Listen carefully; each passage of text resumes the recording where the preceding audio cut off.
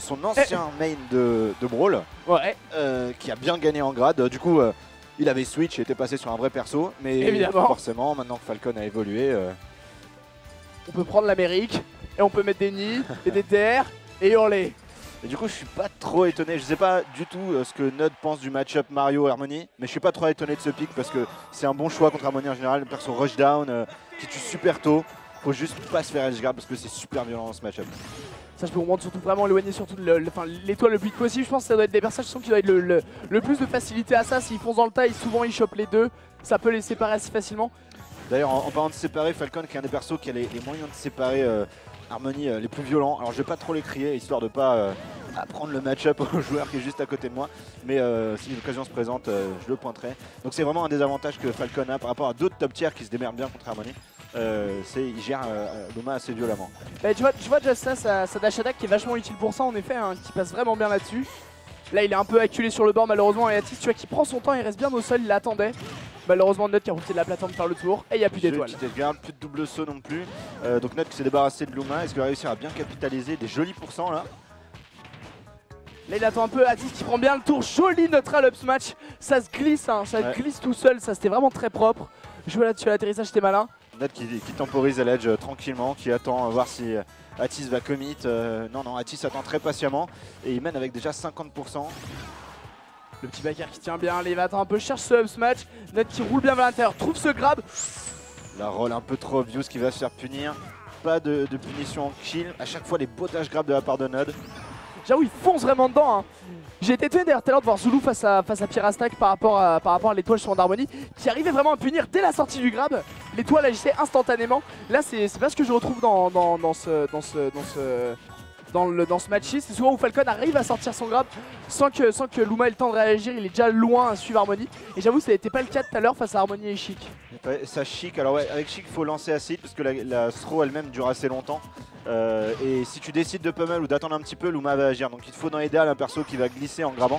Oh joli, mais ça ne suffit pas. Dommage, t'es pas loin, mais magnifique ça par contre. Il a suivi toute la courbe pour le choper à son atterrissage et placer ce up smash. Là où il a failli se faire carotte, il en a pris la stock. Et Atis qui égalise juste derrière, donc il avait un énorme avantage de pourcent. Il perd son stock en premier, voilà. On repart, tout stock match, bienvenue aux États-Unis. Luma qui s'est fait tuer, donc en une throw je crois. Il me semble que c'était l'animation du F-throw de Falcon qui a tué Luma. C'est là où on voit en effet que c'est vachement pratique, hein, que ce soit sur le bord ou quoi, en fonction de la throw que vous faites. Potentiellement la throw est une attaque, ça peut toucher un autre gars, donc forcément ça touche l'étoile, ça la repousse. Après une fois dans les airs, c'est un peu la galère, elle est archi stunnée. Je suis même pas sûr que le B-Note ici, le B-Note doit la rappeler. Ça dépend, je crois pas, je crois que pour que ça marche, il faut qu'elle touche le sol pour que le stun disparaisse. Donc du coup il y a moyen avec Harmony de se retrouver avec Luma qui repop et qui meurt instantanément parce que souvent dans ces cas-là tu te retrouves dans une mauvaise situation à l'aide. Très propre ça de la part de Nod, hein, tout le long de la vie, les strings en EPR déjà, il a bien entendu, il a pris son temps, toujours séparé jusqu'à se trouver ce F-smash, pardon, très propre. Qui a duré, il a étendu le hit lag sur le Luma, donc même si Atis avait essayé de dodge à travers, elle se serait fait toucher à l'atterrissage derrière. Joli, le petit B-side pour mettre en l'air, Nod qui finit bien les atterrissages patiemment. J'avoue Nod il prend vraiment son temps, hein. Il est pépère, il attend, mais dès qu'il a une occasion par contre il se jette vraiment dessus et après il la lâche up. Là on va voir une tentative de finition un peu gourmande sur le jab de Harmony. Joli ça, Nod qui part en mêlée, hein. Genre j'ai pas de double saut, je suis avec Falcon, j'ai fait un move le plus haut possible, tu peux me refrapper si tu veux mais je veux surtout pas me faire spike. Joli ça pour le neutral. Atis qui est maintenant bien sur le centre du stage, hein. Il a son petit contrôle pépère. Et malheureusement Nod qui creuse et qui trouve. Il connaît sa GI, il connaît ses pourcents, le footstool mais c'est Harmony. Oh, et sur la remontée F-smash direct, le petit coude là. Le kill à 55. Tout va bien. Il y a eu toutes les articulations qui y sont passées, du genou au coude, tout y est passé pour prendre cette stock. Et en effet c'est venu vachement vite, hein. Comme tu disais tout à l'heure, de toute façon le gros avantage de ce personnage c'est vraiment prendre la stock le plus vite possible d'Harmony, qui est un personnage archi léger, bien léger de toute façon, qui perd assez vite. Mais qui a une énorme recovery, donc si vous la tuez pas direct, quoi qu'il arrive elle va revenir et elle va faire mal. Il faut vraiment capitaliser sur le moment où elle est dans la merde, genre bloquée à l'edge ou elle a pas le stage control quoi. Quand on a tué Luma, quand on l'a mis off stage, quand elle est juste en train de faire son buff où elle a pas de hitbox dessus. Et là donc Nod qui a très bien capitalisé, hein, à deux reprises, une fois à l'edge donc à la fin à 55%, une autre fois avec un autre F-smash quand Harmony essayait de revenir sur le sol pour reprendre son avantage positionnel quoi. Du coup qu'est-ce qu'on va avoir? On va avoir peut-être un pic d'Alberd. Donc un counter pick assez classique pour Harmony parce qu'il se repose sur le plafond très bas pour avoir des kills très tôt avec le UR, des trucs absurdes. On peut tuer des poids lourds à 40%. J'avoue que ces strings en upper, ils sont assez incroyables, hein. Ils font vraiment mal. Quand tu vois l'éclair qui apparaît quand t'es à 25%, tu dis wait. Qu'est-ce qui se passe? Qu'est-ce qui m'arrive?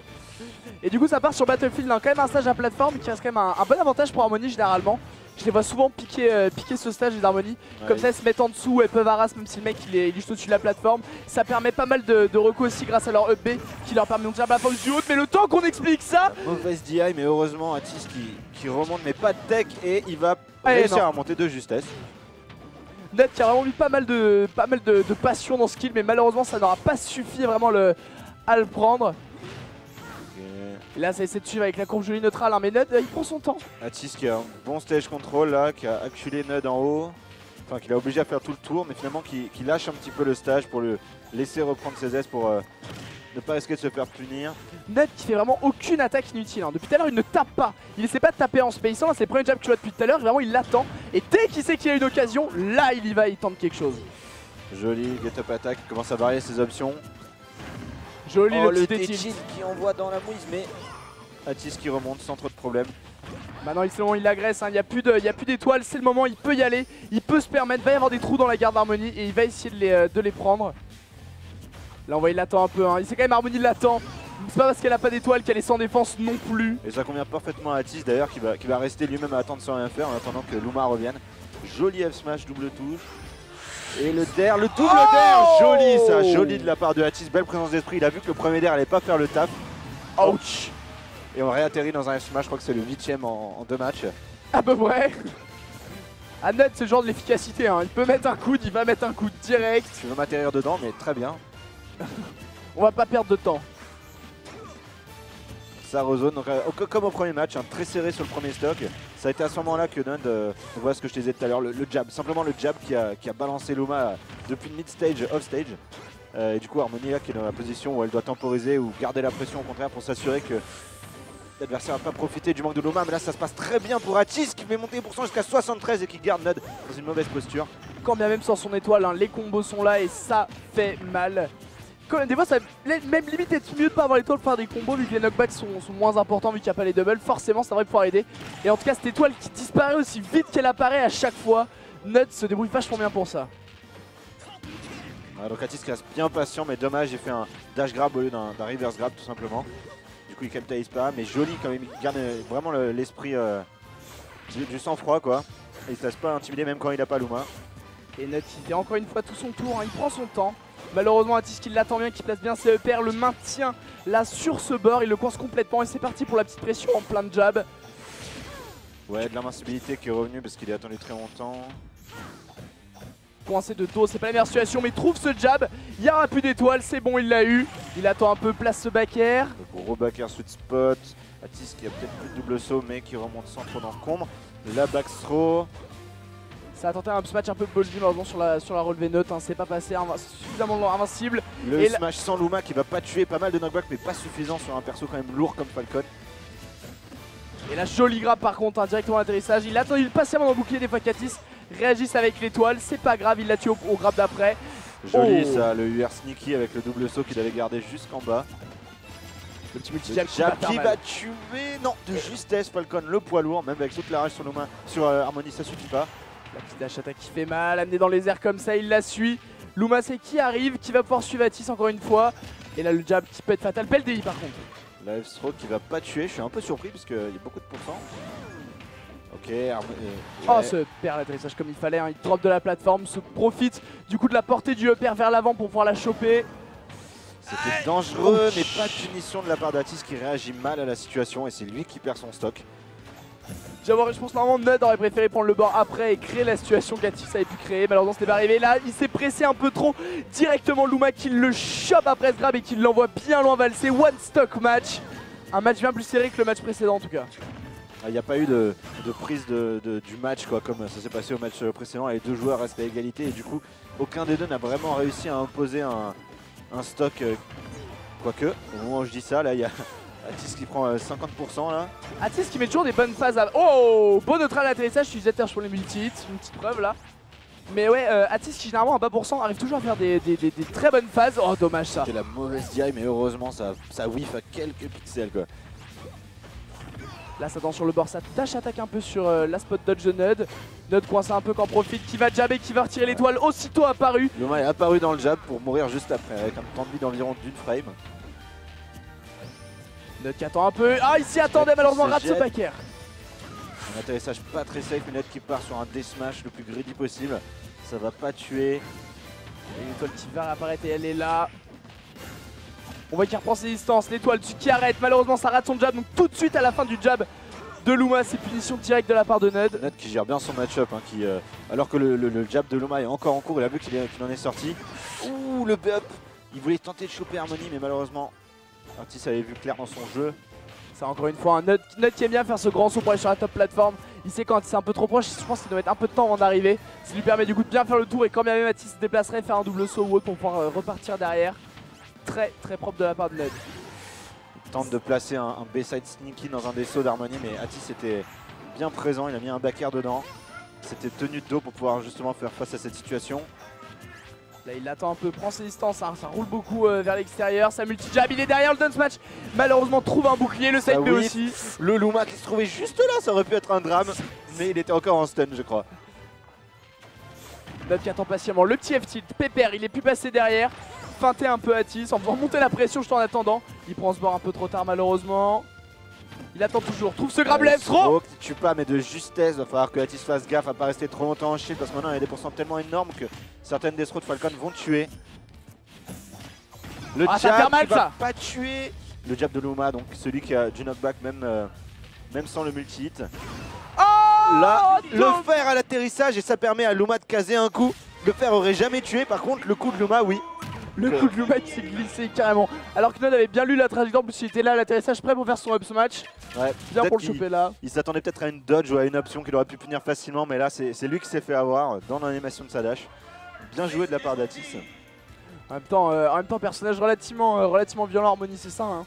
Ça place des attaques avec certaines hitbox qui sont couvertes par son étoile, qui ont certaines hitbox malheureusement. Cette occasion, il aurait pu l'avoir les nombres de fois où il avait tué l'étoile. Là, malheureusement, cette fois-ci, elle était là, il n'avait pas éloigné cette fois-ci. Ouais, c'est très juste en fait. Maintenant que tu le dis, sur tout le troisième stock, l'étoile a été beaucoup plus présente que sur le reste du match.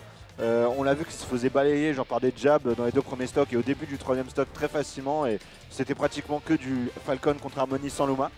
Et puis sur le troisième stock, Nud a été beaucoup plus timide, plus prudent on va dire. Et puis au final, ça s'est retourné contre lui. Il a perdu l'avantage dès que le Luma était là.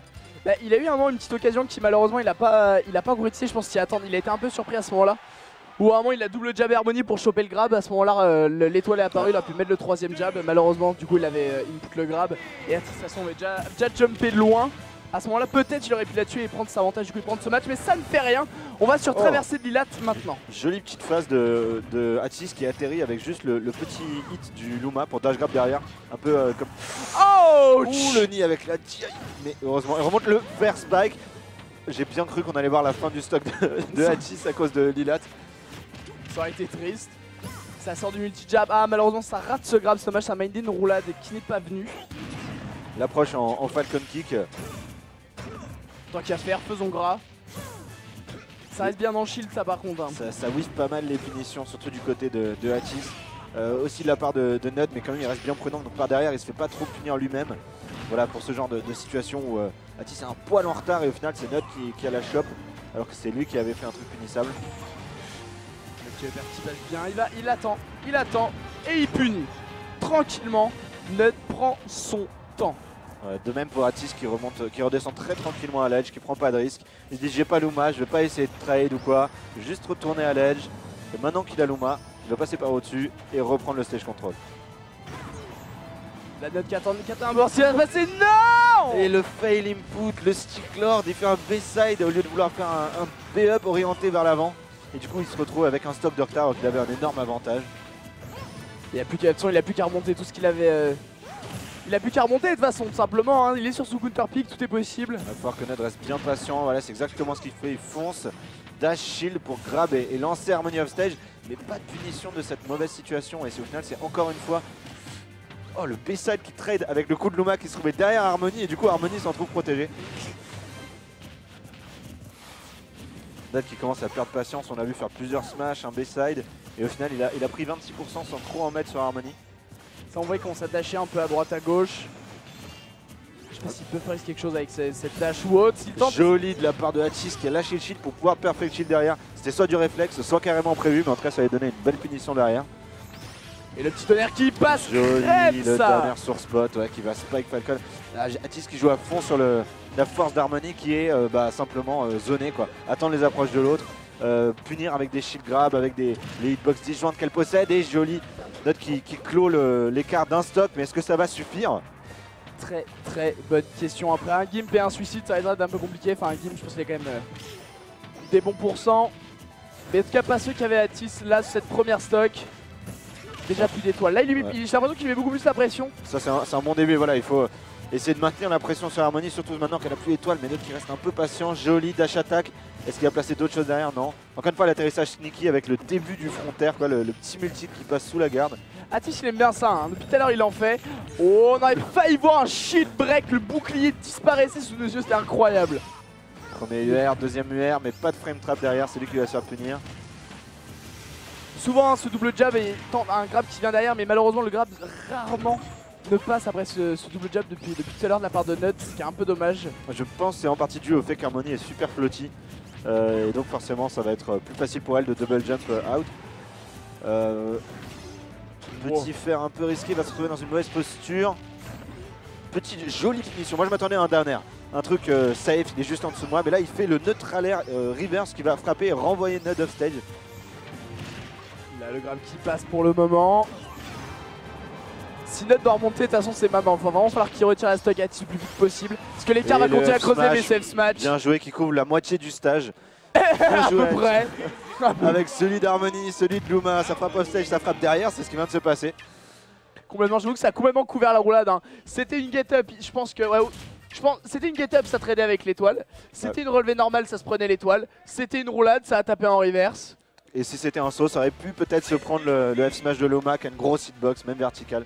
Quand bien même. Donc voilà, il faut Pourquoi vraiment... se prendre la tête quand c'est bien positionné, c'est super dangereux. Donc bien joué de la part d'Harmony, de la part d'Atis, qui a commencé le set avec un match de retard de stock, il me semble. C'est ça, c'est ça. Mais en fait, Nod avait perdu sa première stock et derrière a retiré les 3 autres stocks de son adversaire. Et malheureusement, sur les matchs d'après, ça ne s'est pas confirmé comme il l'avait annoncé, Ouais. en tout cas. Belle adaptation de la part d'Atis. Je me demande ce que ça aurait donné avec un Mario. Au total, ça marchait bien sur quand Nod arrivait à appliquer sa stratégie qui était de rester patient et imposer son propre rythme. Mais quand c'est lui qui a eu un déficit au début du 3e match, il a perdu patience et il s'est complètement fait bouffer sur le 2e stock. Donc, je sais pas, peut-être Mario aurait pu permettre de zoner à distance, garder son calme davantage. J'avoue qu'on l'a vu pas mal dasher à droite, à gauche, sur à gauche. Ce qui, bien que permet une espèce de dash dance, du coup garder un peu une espèce de contrôle. Le problème face à un Harmony qui couvre énormément, ça va être la dash du coup qui va te faire aller vers elle et qui au contraire du coup je m'en va réduire la distance entre les deux et du coup je m'en va amener une punition. Et c'est en effet ce qui est notamment arrivé pas mal de fois dans le dernier match où il perdait, dès sa dernière stock, commençait à perdre patience, commençait à faire ses petites dash dance pour, je sais pas, peut-être provoquer quelque chose, tenter un bait, mais qui du coup malheureusement lui a plus permis de se faire lui-même gratter qu'autre chose. Ouais. Un peu dommage. Avec en plus un gimp que cette fois Atis avait réussi, contrairement au match précédent où ça n'avait pas suffi. Là, il est allé proprement, le petit down air, ça lui a donné le 2e stock. J'avoue bien suivi tout en bas du stage.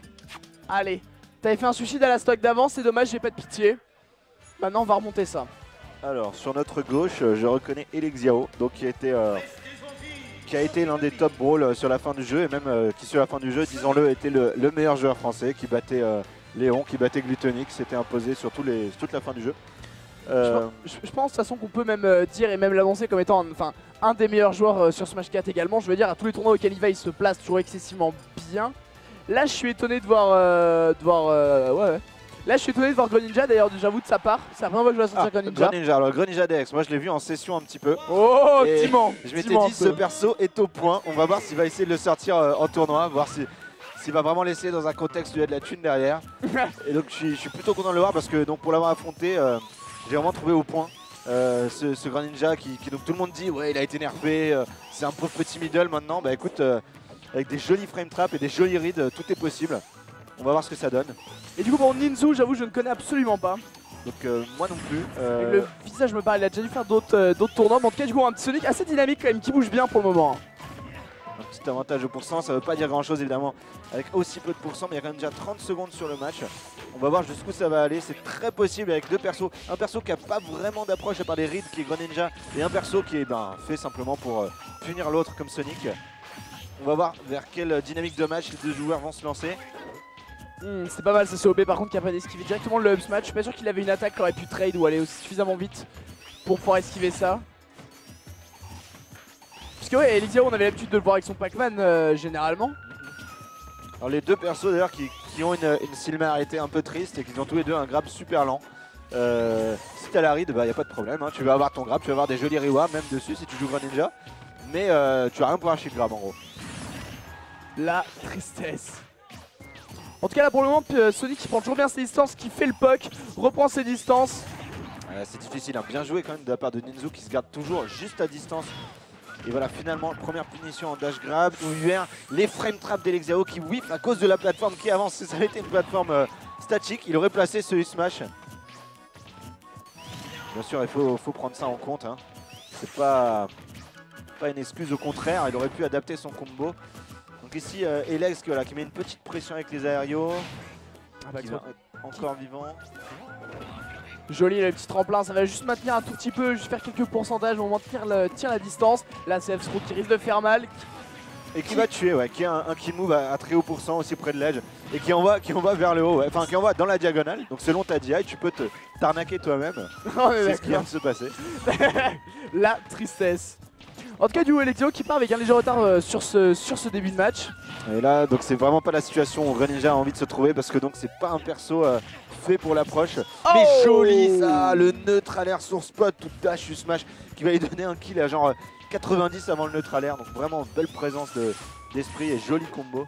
J'avoue bien sweet spot, oui, c'est pas forcément un coup facile à placer, hein. Enfin, ce genre de up smash à sweet spot c'est pas forcément les plus simples à bien viser. Et là pourtant il l'a bien amené, bien setup, c'était propre. Joli Usro to UR. Deuxième pour le frame trap, mais pas de punition à l'atterrissage parce que le V-side de Sonic est très safe and shield selon comment il le fait. Et Xiao qui aime beaucoup coller son adversaire en shield depuis tout à l'heure. Ouais, à chaque fois il l'envoie, il rate un peu sa phase et on voit il court vers lui, attend en shield et fait une phase derrière. C'est assez régulier qu'on va faire ça. Mais là pour le moment Ninzo qui impose un peu son rythme, hein, qui a le contrôle du stage, qui attend, il tourne un peu autour. Voilà. Là il le stoppe bien, ça le projectile qui le stoppe net, ça lui permet de trouver le grab, pas le deuxième upper malheureusement. Ouais, le deuxième UR qui a pas mal raté, on va voir s'il va s'adapter, au contraire s'il va juste tenter de garder l'avantage, obligé à dodge quoi, et redescendre tranquillement au sol. Petit neutralaire, pas de combo derrière, le dash grab, waouh! Est-ce qu'il y a un double saut? Il tente de punir à droite, mais Sonic allait à gauche. Dommage, la backthrow qui risque de faire mal. Sonic déjà sur lui, petit F-tilt, pépère, il cherche pas la grosse punition, il leur pousse juste. Il garde le contrôle, il est loin mais il est toujours présent Sonic, ça le délire. Il a beau être à l'autre bout du stage, ne vous inquiétez pas qu'à la frame il est sur vous. Hein. Joli ça, il attend la dodge mais il se retrouvait juste un petit peu bas. Donc il n'a pas pu placer le deuxième meilleur de Sonic qui aurait pu tuer. Et là, ça c'était très propre, ça a temporisé un peu avec ce rebond. Juste derrière il refait son donner, juste en se décalant où il a vu le up smash arriver. Il s'est décalé juste un peu, se mettre en face.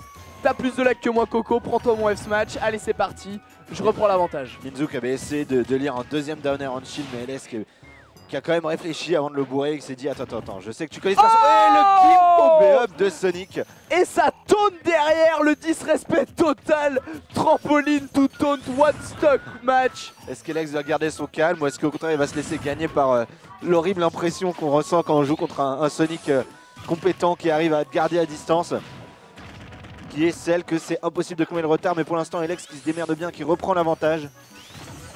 Là c'était propre, ça il enchaîne bien, joli backer après cette esquive aérienne. Coincé sur cette plateforme, mais Elixir qui arrive à prendre l'avantage, joli backer. Toujours en train de le suivre, il lui met l'impression que juste avec sa présence ils vont faire des petits sauts. Par contre malheureusement il tombe en plein sur le chargement d'un... Le verre brisé, joli encore une fois, wow. Neutre alert ou smash. C'est vraiment très serré, hein, des belles passes de la part des deux joueurs. Joli upper, ça par contre hein, sur la petite pression du Sonic sur ce espèce d'avant B là. Le down tilt, pas de punition, mais Alex qui met bien la pression avec ces petites phases là, voilà, qui se met totalement dans la tête de son adversaire et qui fait un joli dash smash. Joli là, il a conditionné sur la fin. Il a vu d'accord, mon smash n'est pas garanti. T'as voulu dodge le premier, bah d'accord, je te laisse dodge le premier, mais le deuxième ce sera un death smash quand tu auras fini ton air dodge. J'avoue que le petit mix-up était super intéressant, magnifiquement bien placé. En effet, on a vraiment vu le changement de jeu d'un goût sur la fin où, comme je disais, juste il poquait juste sur le bout de ses coups, tout soit son détilt, son petit jab, juste il le maintenait juste. Il voulait juste avoir cette situation, comme tu as dit, il l'avait conditionné pour amener ça. Il l'a juste cherché, il l'a trouvé. Et très belle stock prise, très très belle. J'avoue, ça fait plaisir à voir. Hein. Du beau gameplay. Ah, et donc Elex qui switch. Il voulait peut-être juste prouver quelque chose, ou simplement il se dit que c'est pas si drôle que ça de devoir attraper Sonic avec Greninja. En tout cas, qu'il laisse son stick sur Pac-Man. Ça a l'air menaçant. Ça peut être un match-up également plus simple à pouvoir contrôler. Sonic, c'est un mec qui bouge partout, qui va dans tous les sens, grosse mobilité. Greninja, tu l'as dit, il est un peu dans ses délires et je découpe parfois un peu plus lent mais avec une plus grosse portée. Par contre, Pac-Man, c'est vraiment un mec du contrôle. C'est clairement un mec du contrôle et je pense de ce côté-là, bien que Sonic avec sa rapidité va peut-être très certainement pouvoir percer les différents projectiles de Pac-Man, ça reste un gros contrôle qu'il va pouvoir mettre sur la map et il va vraiment pouvoir indiquer à Sonic son chemin pour lui tomber dessus et le punir. Sachant qu'il est Xiao, c'est un bon petit vicieux avec ça. J'attends de voir justement les interactions juste entre les coups même, entre les B-side, B-down de Sonic et l'eau et voilà, et la bouche d'incendie. La bouche d'incendie qui ouvre le match tout seul, le 2 contre 1. J'avoue. En tout cas, ça va sortir pas mal de fois, je pense, hein, comment on appelle ça? Bouche d'incendie. Steadrun, merci, merci. J'en perds mon français. En tout cas, du coup, je suppose un coup d'applique assez intéressant pour Sonic. Ça pourra faire des uppers, des petites lignes qui vont permettre de tuer l'adversaire relativement loin. En plus, avec stage comme ça lui permettre, tant qu'il est dans cette forme, de pouvoir revenir par en dessous avec son OB. Tout à fait, ouais. De même pour Pac-Man, mais qui n'a jamais vraiment été un perso en risque de se faire gimp. J'attends de voir, cela dit, encore pour l'instant. Je m'attendais à ce que Sonic arrive à rush sur Pac-Man, et ça aurait peut-être pu être le cas sur un terrain plat, mais là avec cette plateforme, ce qui se passe en général, c'est que Sonic court derrière Pac-Man tout simplement, c'est Elex qui donne le tempo du match, voilà, qui court d'un bout à l'autre, et Sonic qui prend de plus en plus de pourcents en essayant de l'approcher. Ça va être ça, hein. Ça va être ça en même temps, c'est le jeu de Pac-Man, hein. C'est son jeu, c'est je prends la distance, je mets des choses au milieu du terrain, et il va falloir que tu évites tout ça. En fait, si tu veux m'atteindre, il faut d'abord que tu passes mon armée si tu veux. La ligne Maginot, c'est un peu Pac-Man quelque part. Le Pac-Man bien français. Comme on aime. Belle dash attack ça par contre sur la roulade, hein, ça couvre bien. C'était très propre, ça justement. On a failli voir un combo du mensonge avec le Galaga qui était encore là-haut. J'ai eu très peur l'espace d'un instant. Est-ce que c'était plane? Je sais pas. Mais donc là c'est la transformation où je m'attends à ce que Sonic se débrouille un petit peu. Il n'a pas le temps. La clé est prête, la clé est lancée. Il n'a pas le temps, Elixiao, c'est direct.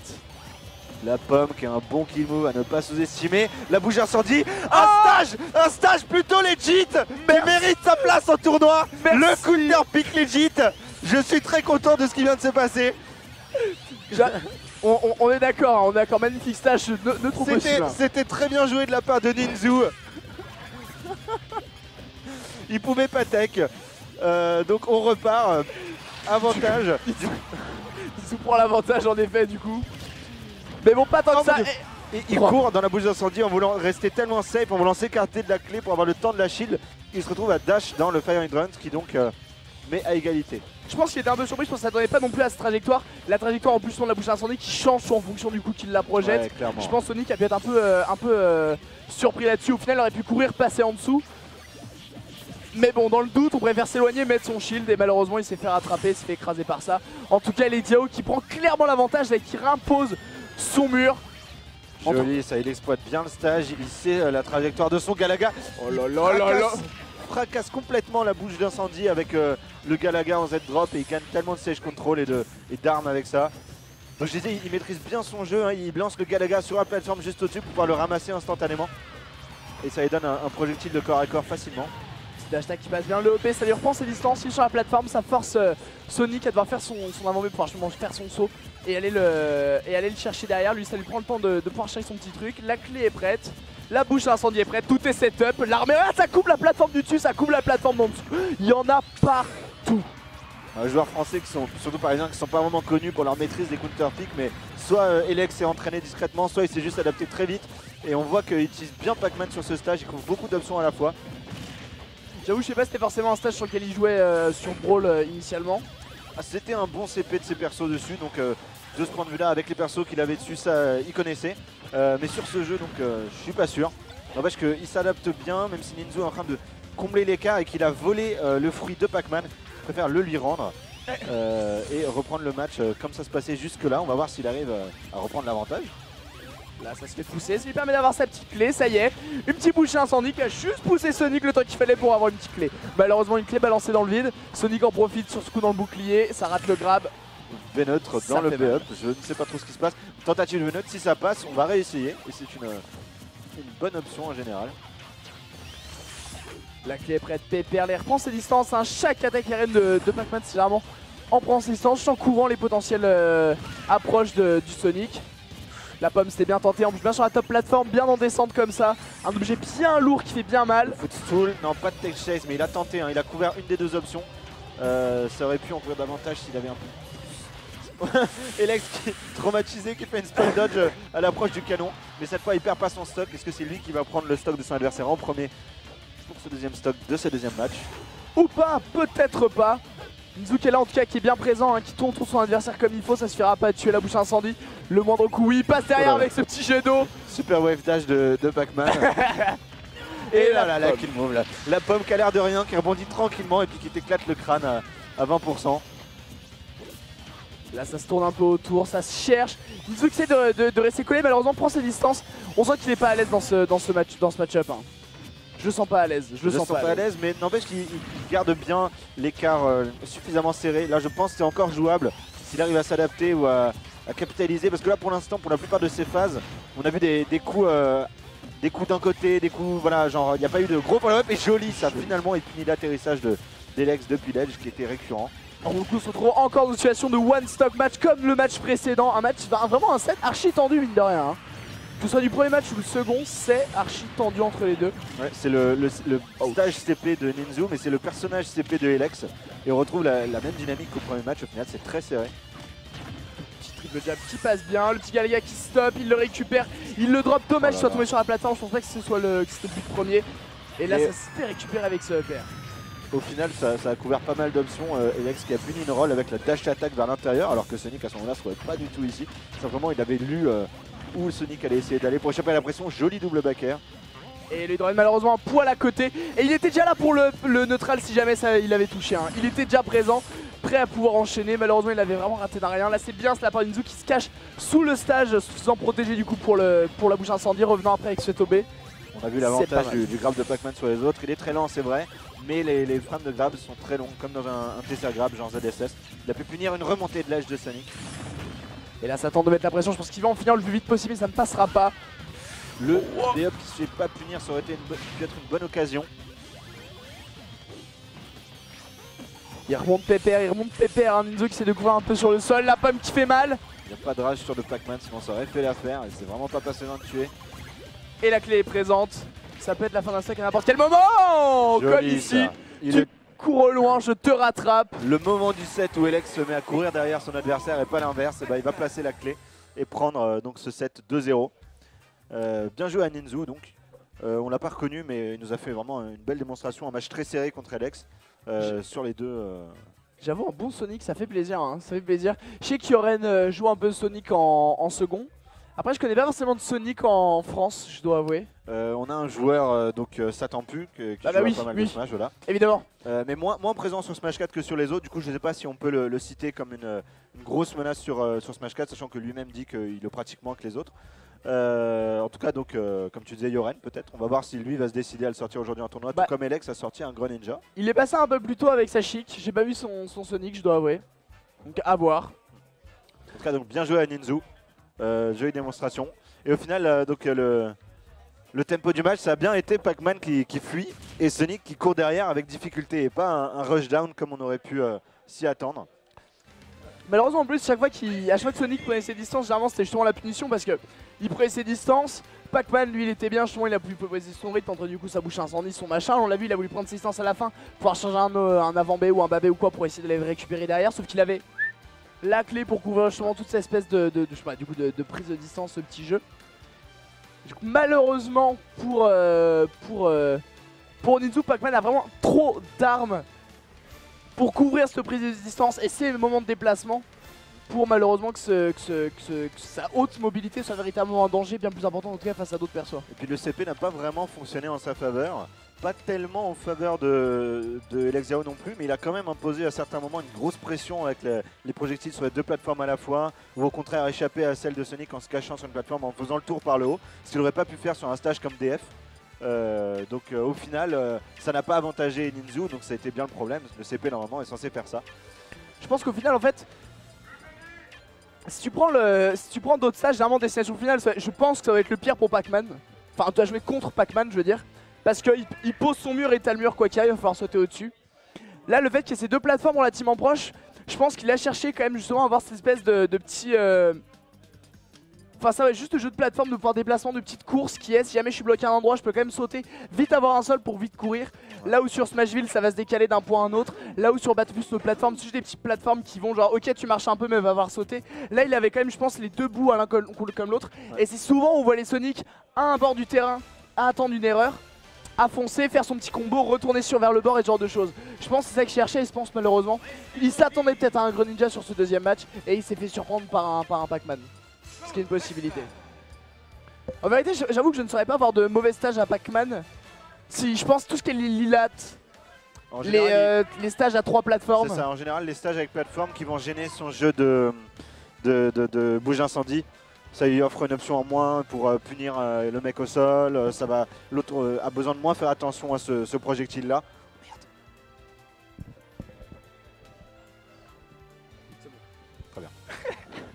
Du coup, sur notre gauche, on a Dédé Pouilleur et Scary. Donc Dédé Pouilleur qui est un des joueurs du Sud qui est remonté au cours des années sur Paris. Donc on peut comparer à, je crois, Tchouskar qui était tout à l'heure sur le stream. Et Scary qui est l'un de nos deux Shulk parisiens. On va voir ce que ça va donner sur ce match-up. Donc je ne sais pas ce que le Smashboards et le ratio nous dirait, mais a priori je dirais que Pac-Man va zoner et va camper, et que Shulk va essayer d'utiliser ses deux monados de mobilité au maximum pour essayer de se rapprocher autant que possible et passer ses petits combos, finir les stocks le plus vite possible. On est plutôt d'accord. En tout cas, le Sforder qui passe bien pour le moment. C'est vrai que droitier comme avec Shulk, qui va vraiment pouvoir utiliser de sa grande portée, parce que c'est vraiment une de ses forces. Ça va être un des persos avec le plus de range, je pense, du jeu dans ses attaques. Malheureusement, souvent du gros start-up, mais ça tient la distance. Bon, Scary qui, après avoir commencé sur une monado de vitesse, part sur un monado ravage, donc beaucoup de pourcents sur les deux joueurs. Il va massacrer pas mal la bouche d'incendie avec un seul coup. Là, il part sur un F-Smash. Là, malheureusement, ça peut être utile maintenant. Joli, ça, par contre, de la part de Dédé Pouilleur qui a vraiment couru cette roulade. Mais Scary qui repasse en rapidité, il va pouvoir encore une fois le coller, l'empêcher de revenir sur le terrain là comme ça, faire son petit mur, le gratter petit à petit. Un petit neutral qui passe bien, en plus ça s'est pris la bouche incendie derrière. Pour l'instant, Dédé qui n'arrive pas du tout à imposer son jeu. Ils sont toujours bloqués, à ne pas pouvoir charger son fruit. Je crois bien que c'est le fruit le plus chargé qu'il a eu depuis le début. C'était le Galaga, il n'a pas pu aller au-delà. Scary un peu présomptueux en tout cas cette recherche de up smash. Et il repasse encore une fois en mode buster, hein. Il veut les pourcents, il veut vraiment les pourcents. Je pense comme tu as dit en fait, il veut pas être gêné par juste le fait c'est qu'il mette très peu de pourcents en rapidité ou quoi que ce soit. Je pense qu'il vraiment le voilà. Joli ça. Ok. Le smash clean à l'edge qui va venir prendre ce premier stock très vite. Donc le smash c'est un multi-hit, il y a juste le petit premier coup qui va lancer dans le deuxième qui a tout le knockback. Et il se trouve que ça marche très bien à l'edge parce que les hitbox du premier coup sont énormes. Et vous chopez le mec derrière même s'il fait une roll. Ça marche vraiment pas mal. Et deux hitbox évidemment à des timings différents, ça couvre pas mal les différentes options. Joli backer là par contre, ça repasse en mode buster, c'est parti. Très gros avantage pour Scary donc, qui reprend au passage la pomme, un petit Z-drop pour couvrir les positions. Il attend un peu là ici, il peut pas trop prendre de risques. Après tout, il peut également se prendre lui-même plus de pourcents vu qu'il est en mode ravage. Donc forcément, c'est un peu du kit tout double de ce côté-là. Bien qu'il ait le mode shield derrière pour pouvoir contre-attaquer, contrebalancer. Mais bon, il sera tellement lent suite à ça que c'est de la grosse prise de risque. Scary qui impose vraiment bien son jeu sur ce match. Joli, il va cueillir le Pac-Man en bas avec un reverse B-up qui tue presque. Mais malheureusement, peut-être un peu trop peu de pourcents sur les deux joueurs pour que ça tue. Mais c'était vraiment bien joué de sa part. Belle présence d'esprit d'arriver à punir ce B-up de Pac-Man. Et là en mode smash, il veut en finir comme tout à l'heure, hein. Voyons voir ce qui va se passer. Le moindre grab peut faire mal. Je suis étonné que ça n'ait pas été une done throw. Je pense qu'il voulait pas l'envoyer vers la droite, c'était un peu trop risqué. Et est-ce que ça va suffire? Non, mais un backer tenté en tout cas sur la trajectoire. Ça se tentait. Le backer tipper qui va pas tuer. Le mode saut pour aller chercher offstage sans Ocarys. Vraiment énorme avantage sur Scary. Il va falloir que DD soit apprenne très vite de ce match qu'il risque de perdre, soit s'adapte pour essayer de le remonter. Et là, généralement, la bouche incendie qui nécessite généralement 2 attaques. Mode rapidité, 3 attaques de Shulk avant de pouvoir le péter. Après, forcément, c'est pas les plus grosses attaques qui met les plus gros dégâts de la part de Shulk. Je sais pas, est-ce que c'est du knockback cumulé ou est-ce qu'il faut avoir mis un certain nombre de pourcentages à la bouche incendie pour qu'elle se décale? C'est vraiment des pourcentages, comme des points de vie en fait. Donc effectivement, en cela, différent des persos, c'est plutôt le knockback qui est important en général. D'ailleurs, on l'a vu tout à l'heure qu'il mettait un F-tilt en ravage et que ça tuait la bouche d'incendie, alors qu'en mode ravage, il a moins de knockback. Et là il est dans une bonne phase là par contre, hein. Il enchaîne des neutrales, des forts en air, il le maintient dans les airs et le maintient maintenant sur ce bord. Est-ce que les joueurs sudistes connaissent la règle, la triste règle parisienne des sessions qui dit que quand tu te fais 3 stocks, tu passes ton tour, tu fais pas le prochain match de loser out? Oh, je connaissais pas cette règle à la parisienne. Une règle cruelle mais parfois certains jugent nécessaire. Est-ce que donc Dédé va arriver à s'adapter? Le match n'est pas fini. Scary qui abandonne le mode bouclier et qui risque de le payer en se prenant cette bouche d'incendie mais qui ne tue pas. Malheureusement, mode jump qui permet vraiment bien de remonter en renversant complètement la situation, allant le chercher bien loin avec ce petit forward air. Et là, il est en mode shield. Mode bouclier, voilà, qui rend shield. 3 stocks. Donc là, si j'ai bien compris, des dépouilleurs va direct en loser, c'est ça? En théorie, c'est ça. Voilà. En théorie, c'est ça. Du coup, bien joué de la part de Scary qui, je ne sais pas s'il connaissait ce match-up, mais en tout cas il a joué vraiment, je pense, de manière exemplaire. Il fonçait sur le Pac-Man, ne pas le laisser le respirer avec le mode vitesse. Quand il mettait dans la mauvaise posture, il passait en mode ravage, faisait d'énormes pourcents et a pris comme ça dès le premier stock, un énorme avantage que des dépouilleurs n'a pas surmonté. J'avoue que c'est soit une grosse maîtrise du perso vraiment propre, où il a vraiment ses phases et il sait quand il peut jongler avec quelle art. Parce que Pac-Man c'est pas un match-up parce que tu peux appréhender comme ça en mode vas-y j'arrive, t'inquiète, je gère quoi. Il est vraiment à part et vraiment particulier. Arriver à l'assurer, à l'improviser comme ça, si c'est vraiment le cas, je suis vraiment étonné. Je pense qu'il a dû le bosser un peu, je pense qu'il y a réfléchi. Parce qu'en effet sa strat elle était vraiment propre. Je veux dire entre l'edgeguard en EP sur le B du Pac-Man, les différentes tentatives qu'il a essayé d'aller le choper, ses grands sauts, ses modes jeu, tous ces changements. Il était vraiment bien timé, toujours au bon moment du match. Et donc on part sur un personnage et un stage counter-pick de Dédé Pouilleur qui part sur Rob Albert, donc grand terrain avec une plateforme au-dessus. Je pense que cette plateforme va avoir un impact à double. D'abord on va l'avantager parce qu'il va pouvoir passer au-dessus si Shulk se rapproche trop de lui, mais en plus il risque de gêner les mouvements de Shulk dans certaines monados. Bien sûr, Scary qui doit s'être entraîné sur ce stage, on va voir ce qu'il en fait. Après on a vu ça de toute façon juste là quand il était au-dessus tout à l'heure, le up tilt qui couvrait énormément la plateforme du dessus. Ce qui est assez incroyable. Je pense que Scary va avoir un peu de mal par contre à tuer son adversaire, notamment par le haut. Shulk qui n'est pas forcément un personnage non plus excellent pour ça. Et là on voit il change de monado toutes les secondes. On sent qu'il est il est pouffé là sur ce match. Ouais, il est passé en mode ravage pour se prendre juste un petit combo, donc c'était pas excellent comme choix. Et il repart en mode rapidité, voilà, donc clairement on dirait que c'est le mode qui favorise contre les persos zoners comme Pac-Man et Rob, en carrément camper, on peut dire le mot. Je pense qu'on peut l'utiliser. Rob là qui peut rester bien en dessous, qui peut remonter comme il veut, hein. Waouh! Comme il veut, mais quand même de façon limitée, donc il remonte sans trop demander son reste, c'est pas grave, mais moi tout backer, je préfère récupérer mon carburant. Il repart en dessous, il est assez risqué, il a déjà failli perdre son stock comme ça juste avant. J'avoue, en plus, Scary qui pas dans l'hésitation, hein. Quoi, tu vas essayer de me gratter, hein, t'en bouge pas gros, je vais te dire, tu vas comprendre. Ça faisait des petites dash attaques. Ça avait lu la roll vers l'intérieur, mais pas de punition. Joli les F smash en se décalant. Surtout qu'en plus en étant bien lent avec le shield qui venait de s'activer, fait vraiment qu'il agisse vite. Je veux dire, il pouvait plus décaler avec son petit dash d'énorme. Ça s'est vraiment joué à rien de spacing. Joli le F-tilt qui va tuer. Oh, je pense que la DI était pas optimale et que des dépouilleurs ne s'attendaient pas à ce que ça tue. Mais donc bien joué de la part de Scary qui encore une fois prend l'avantage, qui repasse immédiatement en mode speed. Est-ce que ce UR va connect? Non. Je pense que c'est donc l'un des gros points qui a fait que Dédé a pris ce stage, c'est le low ceiling. Merci la pince d'avoir forcé l'esquive aérienne pour avoir donné un coup gratuit à Scary. Mais c'était mérité parce que c'est un stage legit.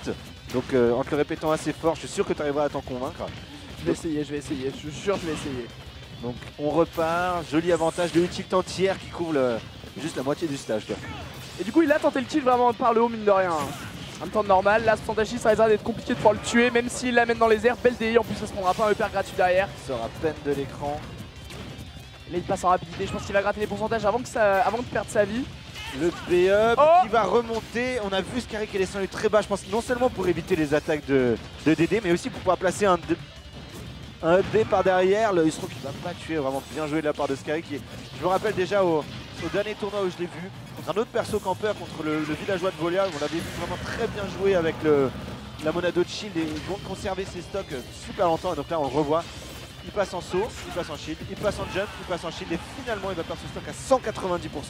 J'avoue que c'est assez incroyable comme tout à l'heure, genre il s'est mis en shield, très vite il s'est fait tège, très vite il a pris le jump, il savait que c'était à ce moment là où il pouvait renverser la situation parce que du coup c'était pas devenu en mode je vais rester le plus impossible, c'est je sais que je vais reprendre le terrain et il faut que je reprenne le terrain sans prendre de coups, je suis en mode jump, je suis un peu plus léger, enfin je suis un peu léger, je pars un peu plus vite etc. C'est le moment véritablement où il faut que je reprenne cet avantage et il l'a su que c'était à ce moment là où il a pu en profiter pour ressauter, reprendre le contrôle et après retourner en mode shield quand il avait pu mettre ses quelques pourcentages. Il jongle vraiment bien avec ça, il m'impressionne depuis tout à l'heure en tout cas là-dessus. Donc là il continue de bien imposer son style avec la jolie Monado de Ravage qui lui a donné je crois 16% sur un back air.